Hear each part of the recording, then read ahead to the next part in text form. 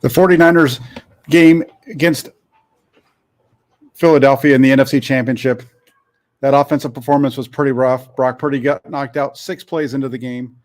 We're going to go through all of the play. We're going to go through that whole series of 6 plays that led up to the Brock Purdy injury. We'll go through that and much more on today's 49ers film review with Jack Hammer.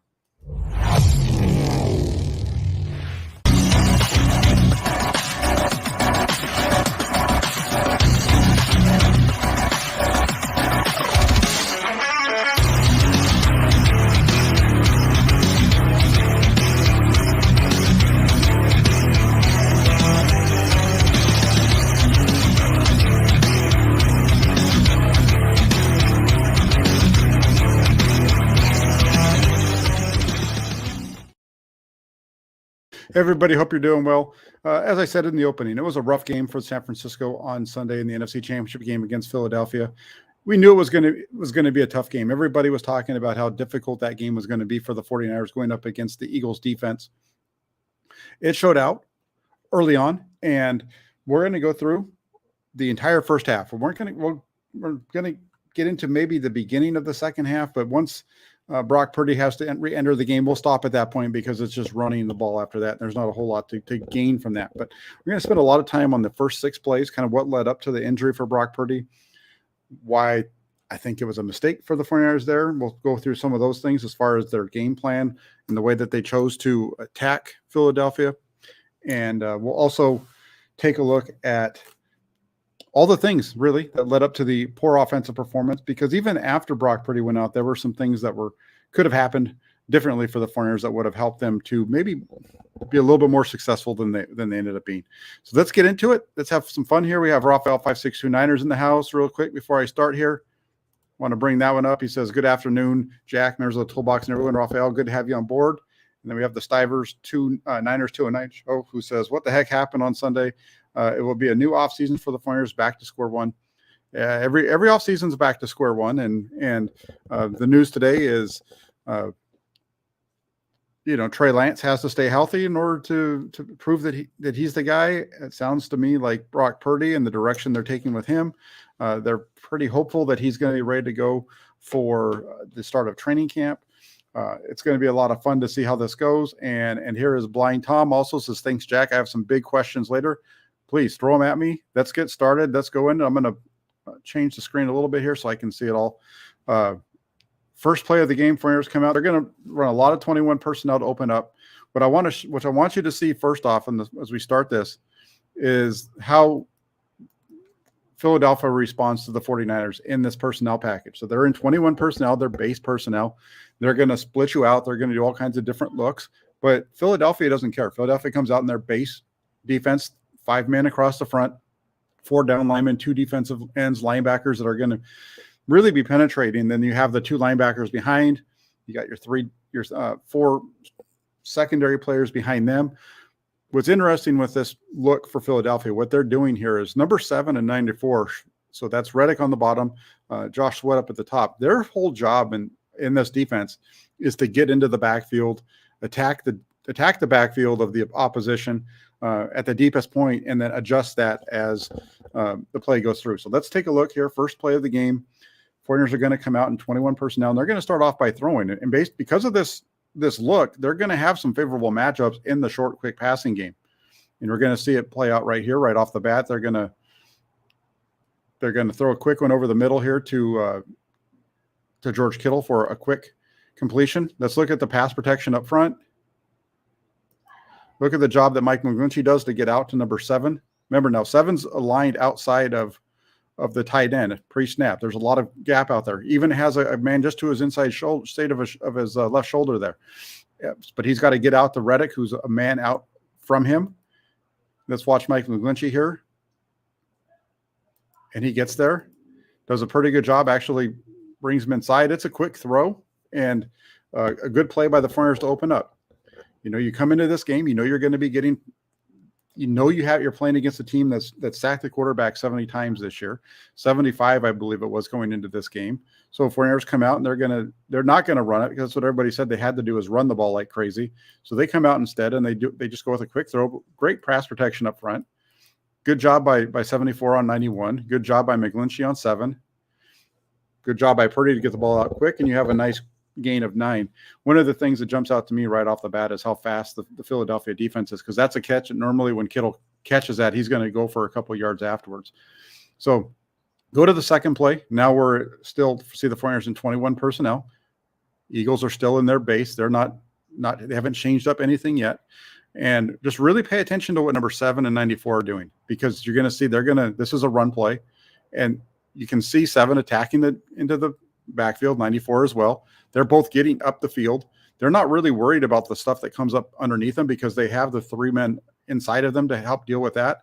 And plus that pressure and penetration is going to help 57 because of the linebackers, the way the defensive tackles are lined over the guards. Because of the nose tackle, Fletcher Cox is going to eat up. Watch Cox, he's going to eat up inside.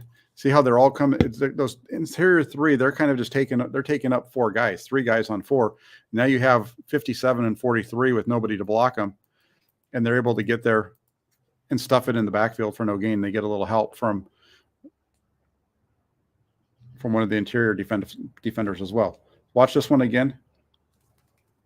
On the next play, third and 1. So this is just going to be the little dive play they run up inside.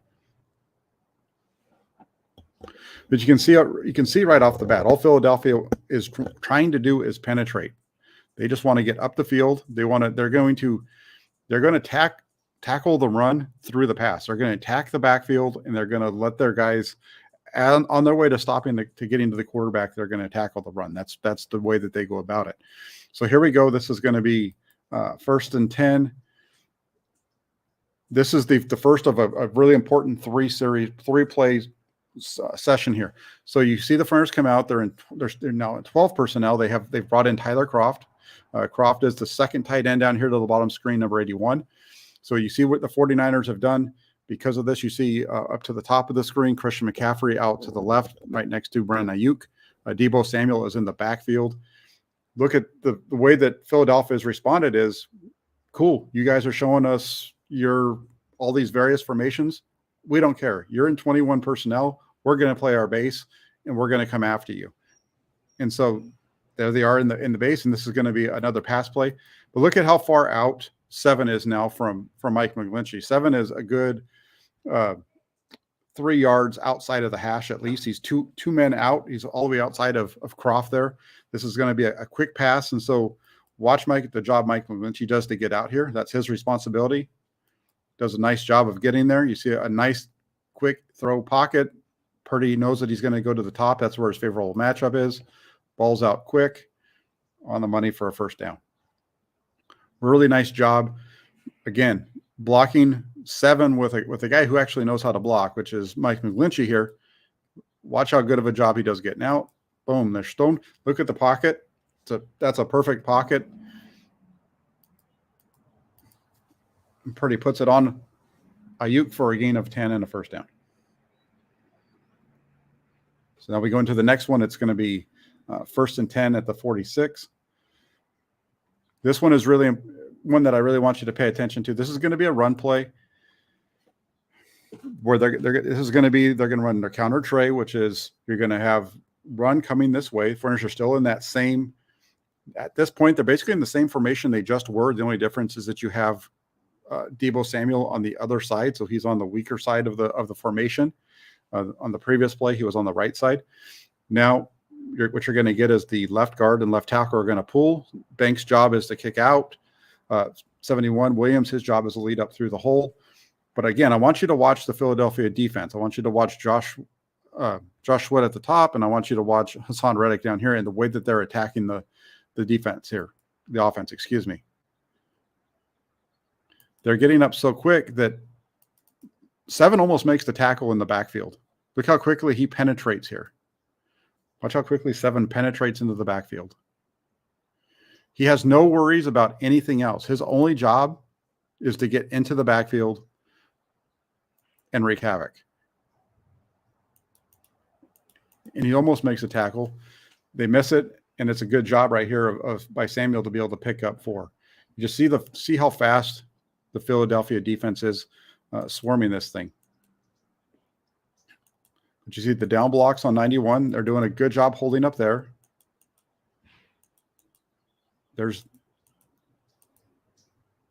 It's really good job by the Philadelphia defense. You're getting hats on hats. The 49ers just aren't able to really knock it all down. So then that brings us up to 2nd and 6. This is the one that everyone's been talking about all week. And I really don't like the play call here because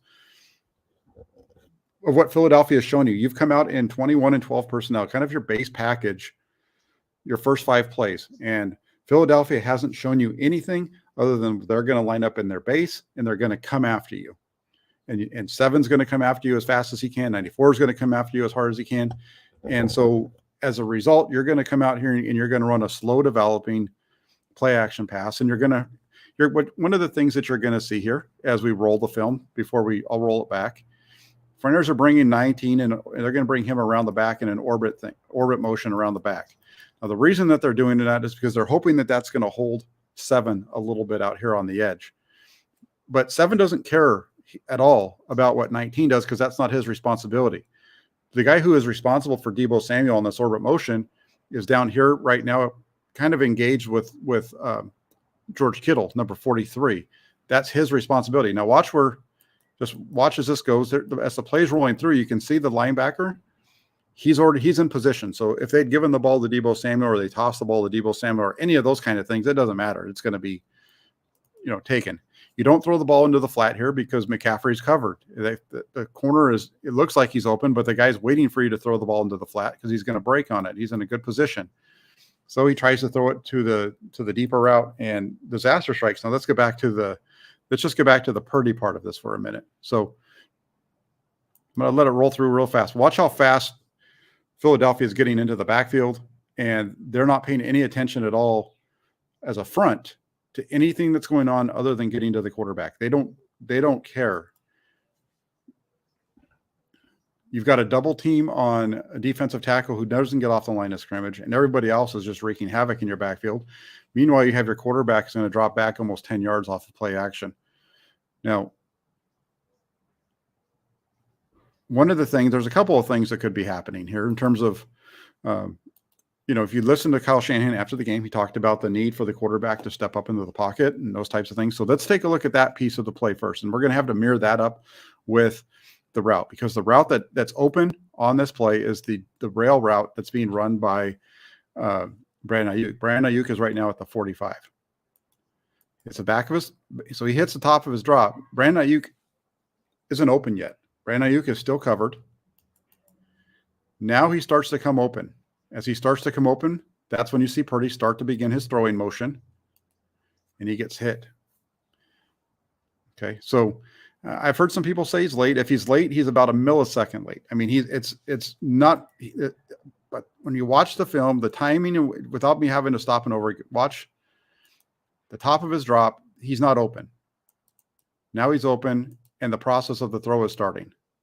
Let's go back to the one other thing. Remember, we talked about stepping up into the pocket. So hits the back of his drop.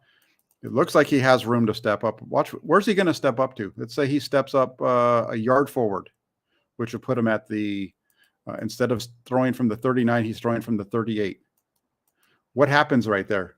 That's right. You have 74 coming around the bend, which is Hargrave, I believe it is, who's going to hit him anyway. If he steps up closer than that, he's going to be stepping on the back of 71. So there's room to step up, but not a lot. Now, if he does step up, he probably doesn't get hit in the arm and the injury doesn't occur. But he's going to get hit regardless, and he's going to get blind hit from the backside. And he's kind of as I put into my film write-up on this, he's basically been put into the grinder here because if he steps up, he's going to get hit by both these guys, I think. It's the play where he gets hit is not a good one. I just don't like this play call. I understand that Brandon Ayuk is open, and for those of you that follow my channel, one of the things that I talked about was the need to get the ball out quickly. That I thought guys were going to be getting open in the secondary for Philadelphia, but was Brock Purdy going to be able to throw the ball? Because it's one thing to get guys open in the secondary; it's another thing to be able to actually have the time to throw. But yes, Brandon Ayuk is open, but it doesn't matter because he's already getting hit. The ball's already in the air. You can see it right there over the top of the right it's kind of over the top of the Eagles player there as it floats through the air. Just a bad course of events for the 49ers. For me, it's the play call here. It's the slow developing play action. And I get that this is what they do all year long. I get that this is something that the 49ers have had a lot of success with, but the 49ers haven't played against a team of the caliber of Philadelphia all season long. This is the first team that's come close that they've played that's close to what Philadelphia does defensively. And Philadelphia just came out and said, we're going to come at you and we're going to force you to take your time and work your way down the field. And we're going to bet that you don't do that. And we're going to bet that you come out and you try to do something aggressive with us. If you're able to take the ball and work it down the field on us, we'll let you have that. But if you think you're going to make a big play on us, that's not going to happen. And that's what we see right here.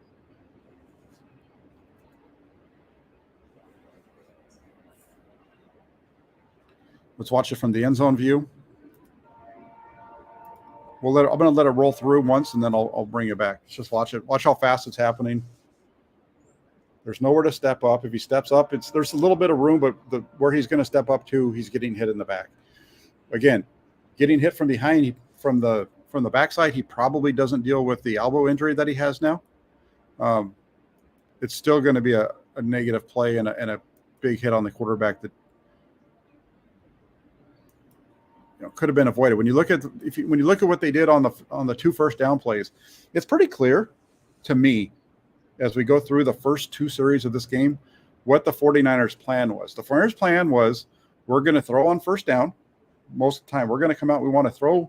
We think we're going to be able to be successful on first down. So we're going to throw early on the early downs. When we get into the middle downs, we're going to get a little bit more into the run game, but on early downs, we want to be aggressive and throw the ball there.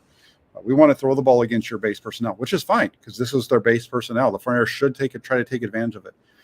Again, I think that they need to come out in this situation, and it needs to be quick hitters working their way down the field. When you decide that you're going to run the ball, that's fine. You run the ball, but it should be just, you've got to wear them down a little bit before you get into a position that you try something like this. You've got to show them that you're going to be patient, which will then start to open up this stuff. If you can be patient and consistently hit the plays, that's going to open up the bigger stuff. I just feel like the shot play that they're attempting here is a little too early in the game.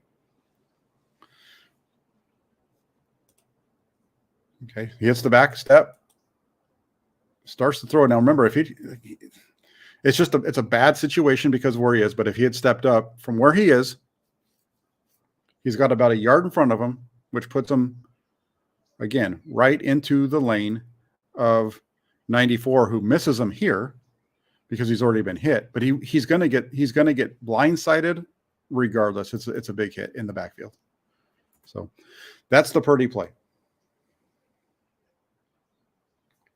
No, he wasn't showboating. He was getting to the back. Again, he's getting to the top of his drop. At the top of the drop, there's nobody open. When he gets to the top, he's got to wait to find out what happens with Ayuk. Okay? There's no showboating here. Play action, hit the top of your drop. At the top of the drop right now, when the ball could come out, nobody's open. 23 is not into his route yet, or he's kind of starting to get in there. He's maybe starting to get there, but that's not going to be a good one. The guy is in perfect position to stop him. At the top of the screen, at the 39, okay, but he's not open yet. So you can't throw the ball right here. I mean, you can if you just want to fire it out to the 40 and let it be an incompletion. But if you're trying to hit a completion, you need to wait now he's open and he's starting to throw.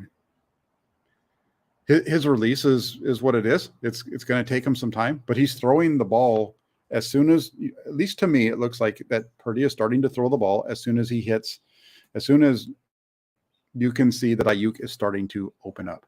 And I don't like the fact that they're using 81 also as the guy that's going to go one-on-one with that blocker. I understand the concept behind it. I understand that what you're doing here is you want to make your play action marry up to your run game so that everything looks the same. I get that. I just don't like the fact that you're putting 81 in a situation where he's going to be man up against one of the best pass rushers in the league. There's other ways that you can run these plays. There's other ways that you can get into play action. I understand that they ran this same formation the 2 plays before, so they're trying to set something up here. I get the thought process. What I don't get is the thought process where you think that 7 is going to be blocked by 81. I understand that the orbit motion piece, but there's nothing in the first 5 plays that would suggest that 7 is going to be influenced by 19, because he's not worried about that at all. His whole mission in this game is to get into the backfield and create havoc.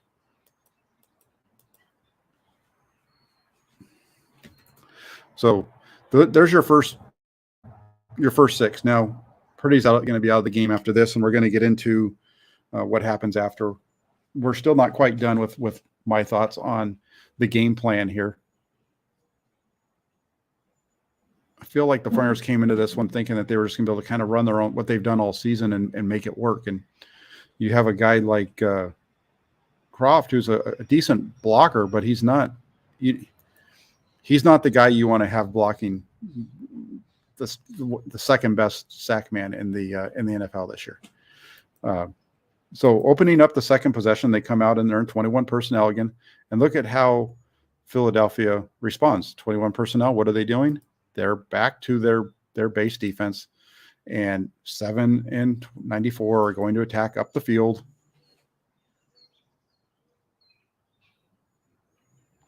You get a couple of yards here, not bad, on the toss out to the left side. 94 is a good player. He's not quite as explosive as 7 is, and he gets caught up a little bit inside here, so that helps him to get to the edge. It's a nice little 4-yard gain. So that brings up 2nd and 6. And remember, 2nd and 6 earlier in the game, this is where I'm talking about how you could see what their plan was. 2nd and 6 in the first possession, play action. So now they're going to go 2nd and 6 again. It's going to be play action again. This time, though, they're going to motion across Juwan Jennings. They're in 11 personnel. Philadelphia is in their nickel because they've got a 4-man front instead of a 5. Changed it up a little bit, but you're still going to have 7 and 94 be your 2 outside pass rushers. No different than anything before. Get up the field, attack the outside shoulder of the quarterback, force them up inside, and let the other guys, do what you need to do. So they bring 15 across, and then at the snap of the ball, they're going to make it look like they're running zone to the right. And when they run zone to the left, when you're running zone to the left, you get that backside block from the tight end coming across to usually pick up the defensive end on the other side. As they're doing that, you can see they have 15 supposed to be kind of helping. I think what his job is to kind of just slow him up and allow 85 to get there, but 85 never gets there. Nobody touches him. And again, it's just an easy run at the quarterback. For this one's even worse than this one. Really, in a lot of ways, is worse than the previous one. The only difference here is that he doesn't get hurt on this play, and so that's why it's not talked as much about. But again, play action, and instead of having one of your better guys blocking them, you're doing it. I get what you're doing with the down block. The timing on this just doesn't work. George Kittle isn't even close to being where he needs to be. 15 doesn't touch him, and it's just a free runner at your quarterback. So you can see what they wanted to do, and you can see how quickly it's not working. You should have been able to see this off the first couple of plays, how much they were attacking, and you should have been just kind of taking your time.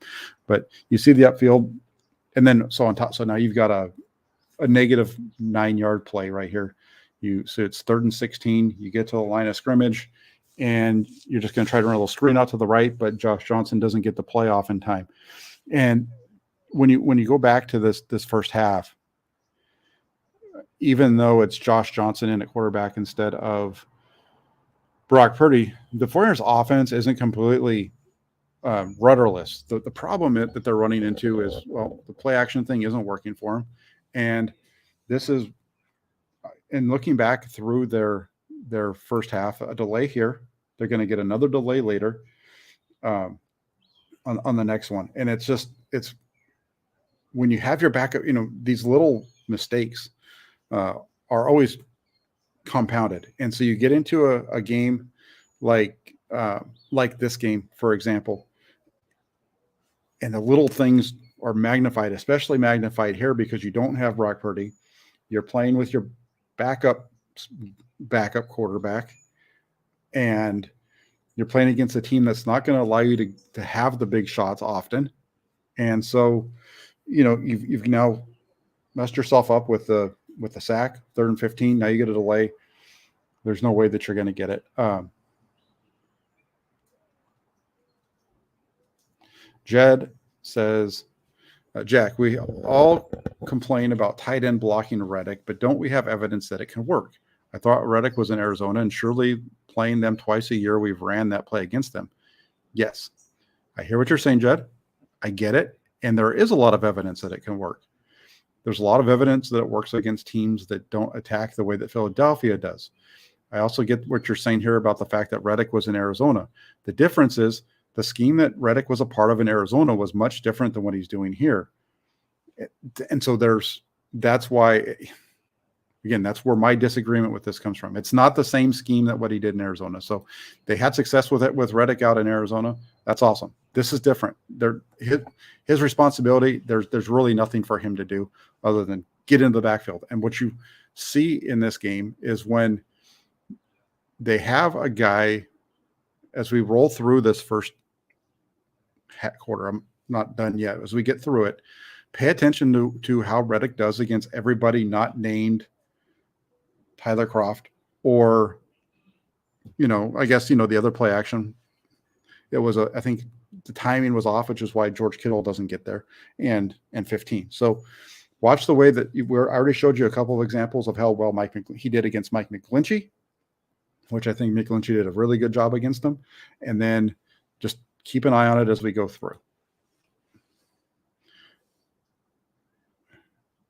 And it is fair to say that it's worked before. And I don't disagree with anybody that says that it's worked before. My whole piece of it is this isn't Arizona. This isn't even Dallas. This isn't, the Rams, who run a very similar scheme to this. The Eagles with this front, there's a reason why they have the 3rd most sacks of any team in the history of the NFL coming into this game. So that's the difference here. And then on 3rd and 20, after the delay, just let this one roll through. They're going to run a draw with Christian McCaffrey, and they almost pick it up. You see that again. Just watch 7, and everybody's screaming up the field, and he cuts up underneath it. So they give up a lot of yards on the ground at times. But again, they're a team that for the most part, they're going to force you to. They're going to be okay giving up yardage. That's one of the biggest things that I heard all week long leading up to this as I was following the people from out in Philadelphia was how frustrated the fans of the Eagles were and the media that covers the Eagles with Jonathan Gannon, their defensive coordinator, and his scheme, which was allows for a lot of short underneath throws. And we saw the short underneath throw work for the 49ers on the first 2 plays. And then, instead of doing what everybody knows works against Philly, the 49ers tried to be aggressive. And I think they were a little over aggressive, and they got over their skis a little bit, and they got it handed to them. So now this is going to be the second possession with Josh Johnson. The 49ers, this is right after the punt that may or may not have hit the wire, and then there's the personal foul, so they get really nice field position at the 50. They're going to open this possession up with a play action. They're going to be bringing Kittle across the formation. The snap's better, and so he's in a better position to get the 7. So notice what happens when you actually have a guy that can block him in front of him. Johnson has time, and he delivers a strike to Samuel. This is a really nice ball. Look at where he's starting to throw this ball to Samuel into that hole. This is a really nice ball by 17 for a nice gain of 9. That's a really nice play by Josh Johnson. Again, this is what happens when you actually can block it up and you have guys who aren't. The other part with the whole thing with Tyler Kroft is I liked Tyler Kroft. I thought he was a good addition for the 49ers this year. The 49ers kind of showed that they didn't believe in him a whole lot when they made him inactive against Dallas. So you have a tight end who wasn't active against the Cowboys the week before in the divisional round at home, but you're going to bring him up and you're going to have him blocking Reddick. That's, again, it's a game plan specific thing. I know what the 49ers do all the time. I didn't like their plan for the opening of this game. Just didn't think it was a good one. because of the play action stuff that they were trying to do early on. This one's much different because they're in 21 personnel. Kittle does a good job with his block. You get good blocks up front. Look at it's 5-man rush, 5 across, and a really nice ball from Johnson. Look at that, really nice anticipatory throw to 19. So that's a good job by the quarterback there. We're going to come to the second quarter now. So second and 1 because you just had a gain of 9, and they're going to run a little wham trap over the right side.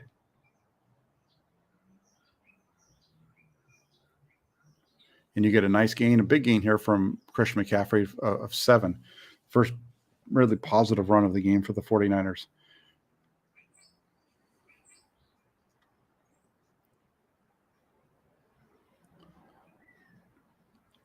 Really nice one. And so that gets you there. But so now you've got 1st and 10, you're at the 34. Things look good. You're down 7-0. You did a good job stopping them on defense. You have the punt whole thing gives you really good field position. You're in a good spot. It's going to be 1st and 10. You're at the 34-yard line, and you don't get the ball snapped in time.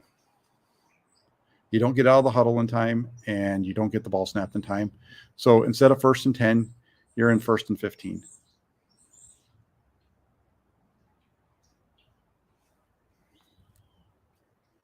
This isn't even a play calling thing. This isn't anything you can blame Kyle Shanahan for. This is just what happens because you're onto your backup quarterback, right? But this is a big play for the 49ers because now instead of having 1st and 10, it's 1st and 15.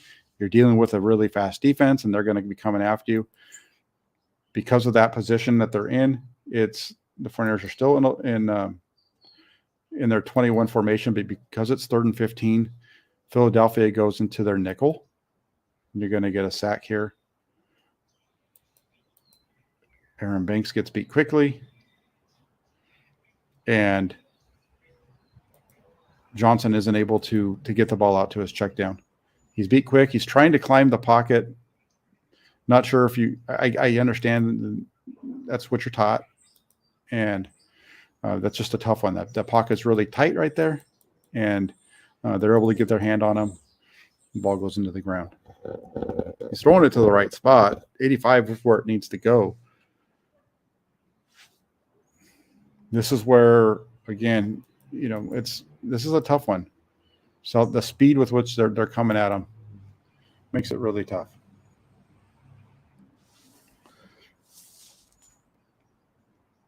Now you've gone from 1st and 10 at the 34 to 2nd and 18 at the 42 because of an offside delay of game and a 3-yard sack. So now you've got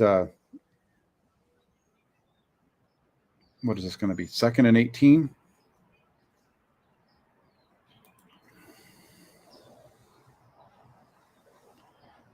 Motion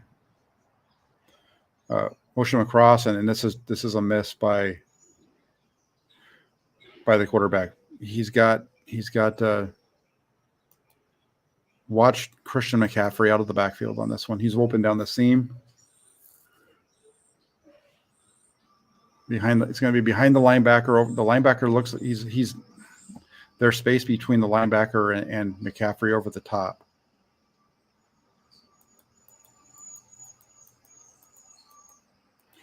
Right over there on that side. It's there. There's room to the inside. There's plenty of room for him to get that over the top of that linebacker and lead him to it. But he doesn't see it. The pressure, I think, is speeding up his game, which is understandable.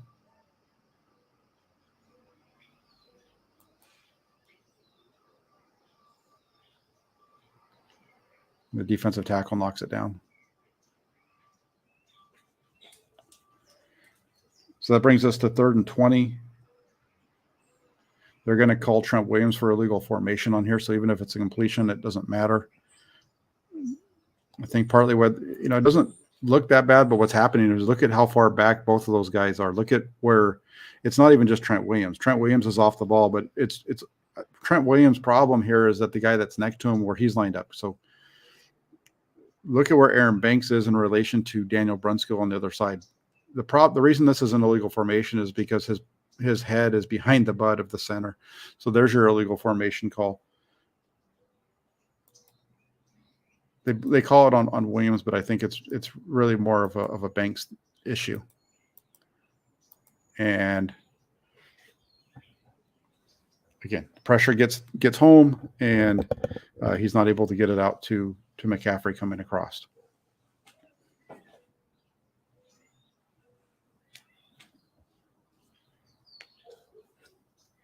So a tough stretch of plays here for the 49ers, and they're kind of their own worst.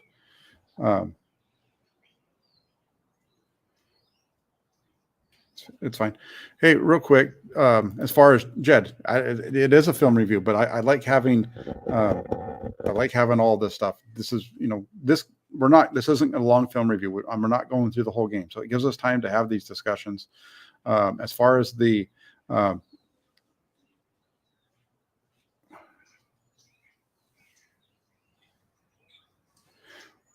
you're asking about Jack, all playoffs NFL has been using the Skycam to tell refs to check catches again. Why not on that play for the first score for the Eagles? Why didn't the NFL get all angles? Any thoughts why this didn't, and why they did in this game? Well, what happened was, you're talking really quick. You're asking about, this is the Devontae Smith play. The reason that what happened there was because the NFL does have the ability to look at it, but because the Eagles went quick, the NFL didn't have time to look at multiple angles. They only from what I remember, they only saw one angle of the play and maybe two, but they didn't see enough to be able to stop the game at that point because the Eagles went fast. And so again, that's where Kyle Shanahan needs to throw the challenge flag. If it's in doubt, get it out. And he doesn't. And they did keep their timeout. They did keep their challenges, but it didn't matter because that was a big play in the game. So anyway, get back to the review.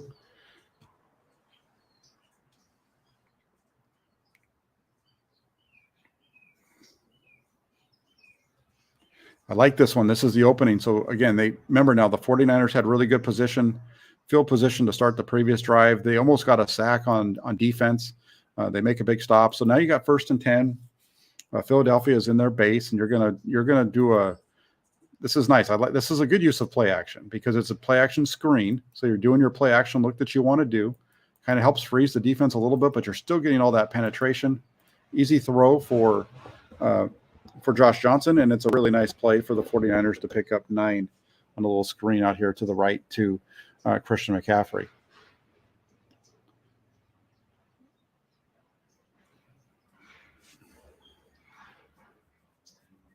They're able to motion across. They were able to pull 7 out of it on this one, and they get a little bit. It's a nice play for the 49ers. So 2nd and 1, they're going to run their toss to their left over here, back to the base they actually bring their safety up, so there's a 6-man front now.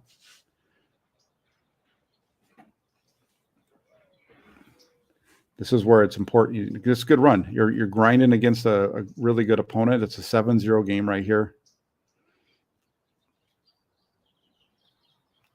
Croft needs to be able to engage a little bit better on that one. So 1st and 10, and they're going to go right back to the pass again.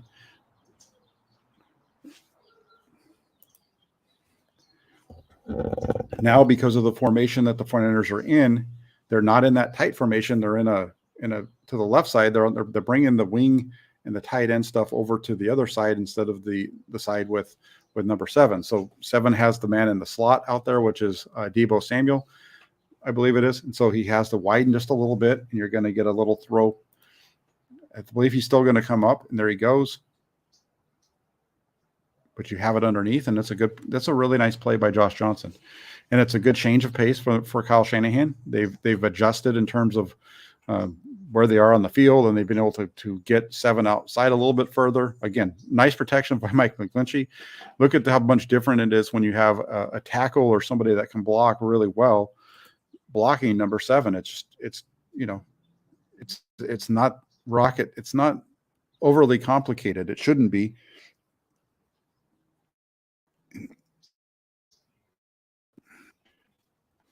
Nice play. You get 2nd and 1. And second and 1, they're just going to line up and quarterback sneak it, and Josh Johnson does a good job of getting up in there for the first down. They do get every angle of that, Judd. The thing is, it's not something that is just, the speed at which the other team snaps the ball impacts the number of angles that they're able to see. They're not able to watch them all just at once. So really nice position there. And now the Flyers come out. They're still in their 21 grouping. And this is just a really terrific play by they're going to run off tackle here a little bit. Again, another kind of a wham play. Excuse me. I got ahead of myself. This is the play action before it.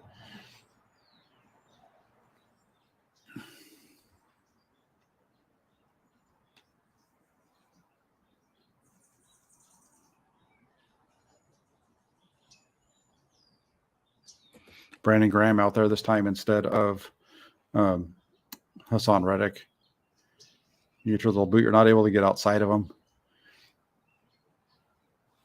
Throw it away. It's fine. That's better than some of the alternatives that could have happened there. So you roll into the next one. It's going to be 2nd and 10. And this is where they run the wham. They're in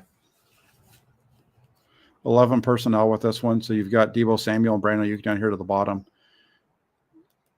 And you got a free guy at the hole. The man that's supposed to get there is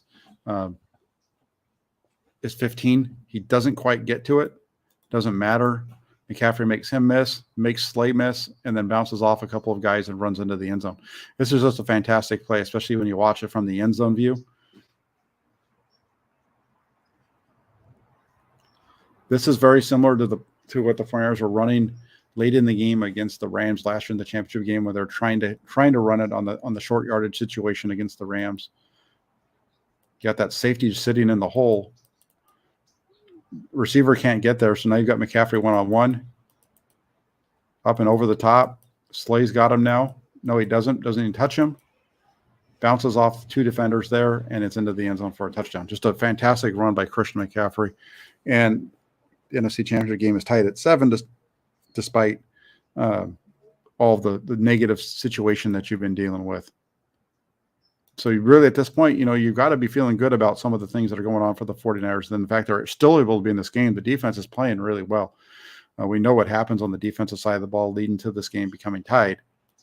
But again, unblocked man in the hole, miss.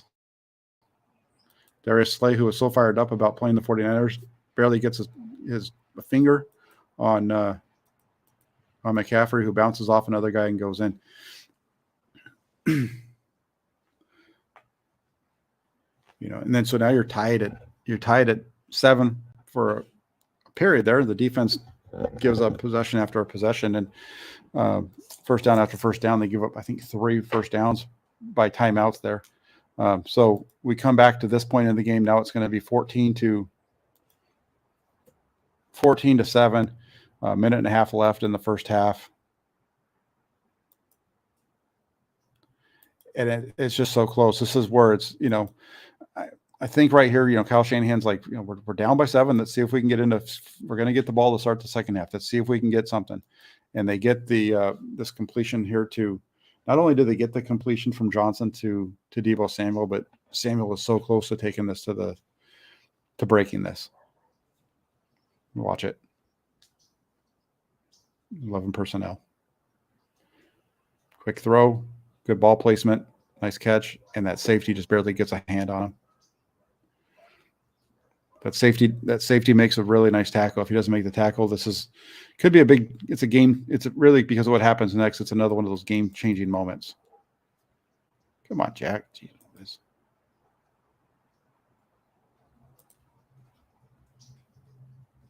is the touchdown. But he's got him, hits it, and just so close to breaking the tackle. Darius Slay, again, big talker, gets beat. Doesn't make the tackle. Safety picks up his miss. Nice throw. Safety right in the right spot. Good job by 22 to bring him down. It's close. It's close to going. Now it's 1st and 10. You decide you're going to go for it, and just bounces right off of his hands. and 17 isn't able to get on it. Eagles take it, and they go in. It's going to be 21-7. Just right here, this is when you kind of knew at this point. Now it's going to be it's going to be a 2-score game regardless because of where the Eagles have the ball. Unless the 49ers defense can force a turnover, the likelihood they're going to come back is slim to none. They don't get a turnover, they don't get a stop. It's 21-7, and the wheels start to come off. Pressure rolls to his right, just throws it out of the bounds. He has Juwan Jennings open down the middle. He's going to get some pressure. You got to roll out to your right. I think at that point is he doesn't see it. That's okay. Again, Josh Johnson hasn't been around all that long for the 49ers, and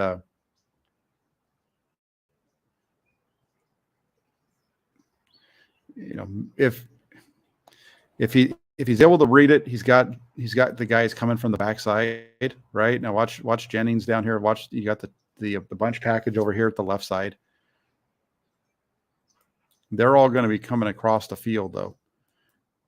And when he's got the pressure, his eyes just go straight to the right side.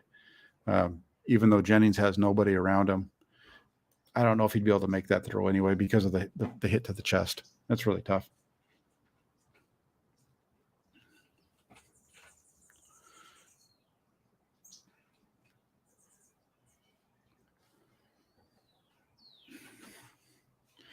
And then they're going to run a little screen on 2nd and 10 here for a couple.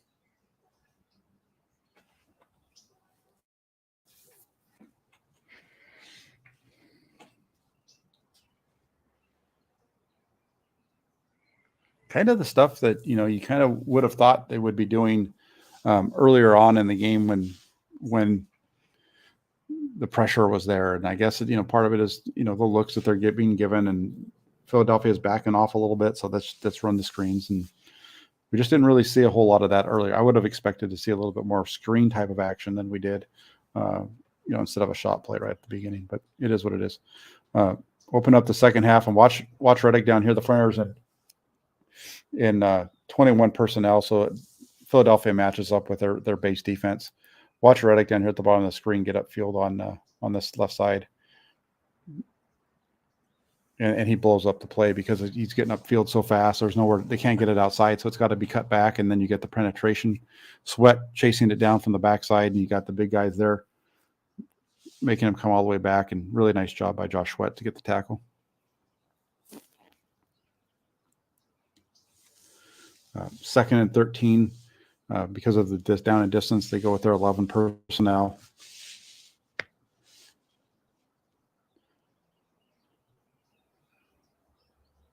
And you've got George Kittle uncovered at the right, and the quarterback just doesn't see him.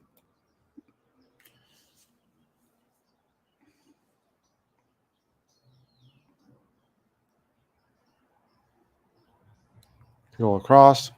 Straight drop back, nobody around him, waving his hands. And you throw it a little short. It could have been a catch by Samuel. It wasn't going to get you any much, but completely uncovered, blown coverage on George Kittle. You got 2 guys chasing Deebo Samuel. Nobody chases George Kittle, and the quarterback doesn't get to him. The game's just happening too fast for Josh Johnson. That's part of the problem. And then here, his primary guy is going to be George Kittle. He's going to do a good job. It's 3rd and 13, and he's going to hit it. His primary down here at the bottom of the screen is Kittle. Did a little chip, some help out there for McGlinchey. Good ball by Johnson. Nice gain of 22 for the 49ers. But again, you're going to get a little bit of help over here with Reddick from 15. Widens him out, and that's good blocking from McGlinchey. Mike McGlinchey played a really good game. I know the 49ers only threw the ball 18 times. That's 3 sacks, so 21 times. He did not give up a quarterback hit. He played well. I know it's a smaller sample size than normal, but considering who they were playing against, I thought he did a pretty good job in this game. 1st and 10, got to the 45, and delay of game again. Third one, Josh Johnson. So 3 delay games, a fumble, Rough one, obviously. 1st and 15.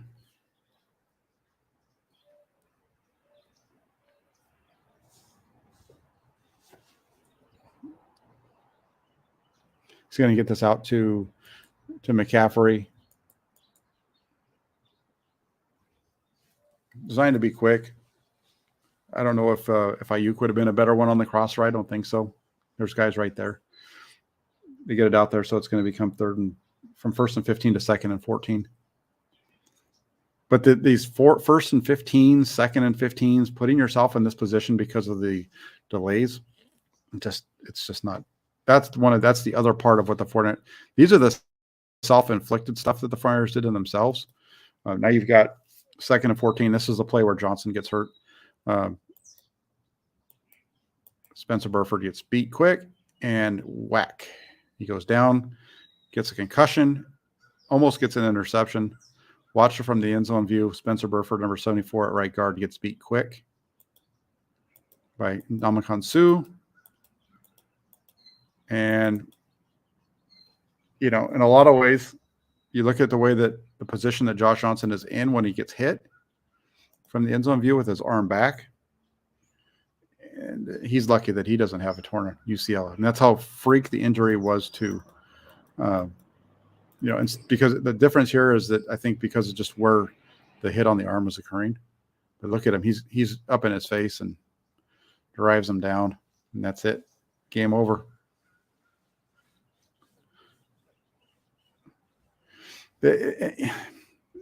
Mike McGlinchey gets a lot. He was getting blamed for this sack by some. I thought McGlinchey, again, I thought he played well.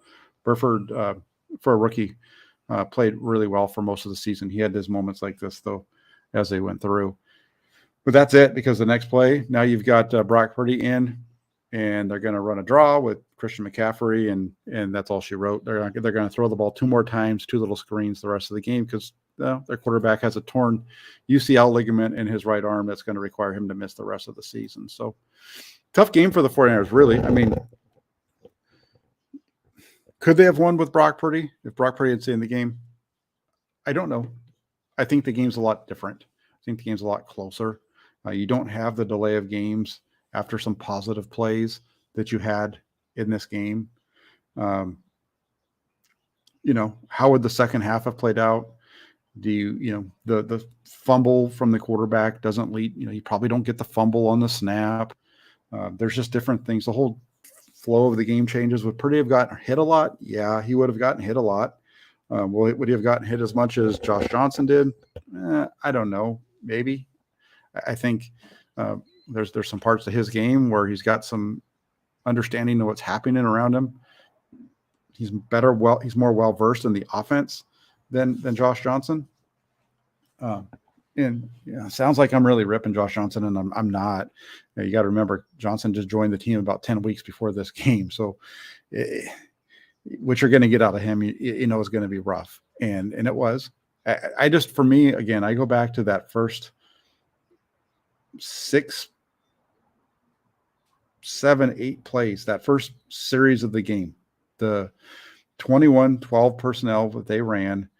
I thought it was really good. The quick coming out with the quick passing game, and then you got a couple of runs off of that. I thought really liked the way that they started. The deep screen right there, the deep play action, it just is not one that I agree with, especially if you're going to be asking Tyler Kroft to make that block. And for the I don't know how many times, I understand that you're trying to marry up the run game with the pass game. I get it. If you want to run play action, you need to do something, though, that doesn't put your tight end number 2, who wasn't active the week before, on their pass rusher 1. So that's where it comes to. There's that piece to it. And then the second piece, like I said at the beginning of the show, you're watching what Philadelphia is doing. You're watching how quickly they're getting up the field. You should have been able to tell quickly with what they're doing, that some of the things that you were going to do to try to throw them off wasn't going to work, and you needed to make an adjustment quickly on the fly. They didn't. They just went with what they did. They rolled into Philadelphia, tried to just do what they've done to everybody else throughout the season, and they got their helmets handed to them. We saw that happen again. The first play of the second possession, then things just go backwards for them until you start getting some really good field position. So where do you go from here? Well, you've got Brock Purdy with a torn UCL. He's going to be out at least 6 months. The 49ers, with their press conference earlier today, it seems like they feel fairly certain in their minds that there's a good chance that Brock Purdy will be available and ready to go when training camp opens up at the end of July, beginning of August, 6 months from now. The plan that they're aware of is it's going to be a 3-month stint where they're going to be building up some strength. After that, it's going to be kind of a build there, and then you get a 3-month period, which is his ramp up, so that by the time the first 6 months is over with, he's ready to go full go. Now, hopefully, they still take it a little easy on him at the beginning of that, but that's would be the expectation. And then you have Trey Lance, who is coming off of his injury. He's going to be ready to go in about 3 to 4 weeks, based on what he said yesterday in the locker room. And he's going to be the guy throughout their OTA period, throughout OTAs and the offseason workouts. It's going to be Trey Lance, and there's probably going to have to be somebody else that's going to come in. They're either going to have a rookie or a veteran. I don't see Trey Lance running every play. There'll be a rookie free agent signed at some point, because they're going to want to have either a rookie free agent or a free agent that gets signed prior to rookie minicamp, so that they have a quarterback during that time period. Might not be somebody that they expect to stick on the roster, but you're going to see a lot of quarterback movement with the 49ers. No, they feel pretty good about the fact that they feel pretty good in their belief that it's going to be Purdy and Trey Lance as their two of their quarterbacks. I would expect them to sign or trade or draft at least one. They're going to need to have 3 on the roster at least anyway when training camp starts. So it's going to be fun. It's going to be a lot of interesting discussion, and I'll be breaking that down a lot more here on the Jack Hammer channel. So keep it locked in here. Again, this is just a game in which, for me, you look at this, and I think that the 49ers went into Philadelphia and highly underestimated their opponent. And it showed with what they tried to do on play 6 with the Purdy hit. It showed on play 8 with the sack. Just trying to get cute with blocking Reddick. And when they finally just stopped that and they just did their own thing, they had some success. And I don't know, based off a film study, why they thought it would go any different. But game's over now. We're going to go on to the offseason. We'll see what the 49ers do this offseason. It's going to be a lot of fun. I want to take a moment and thank everybody who's taking the time to watch this, everybody that's followed along throughout the season and watched all the film breakdowns from the start of preseason all the way through the regular season and the playoffs. I appreciate all of that. If you guys can do me a favor before you head out today, hit that like button for me.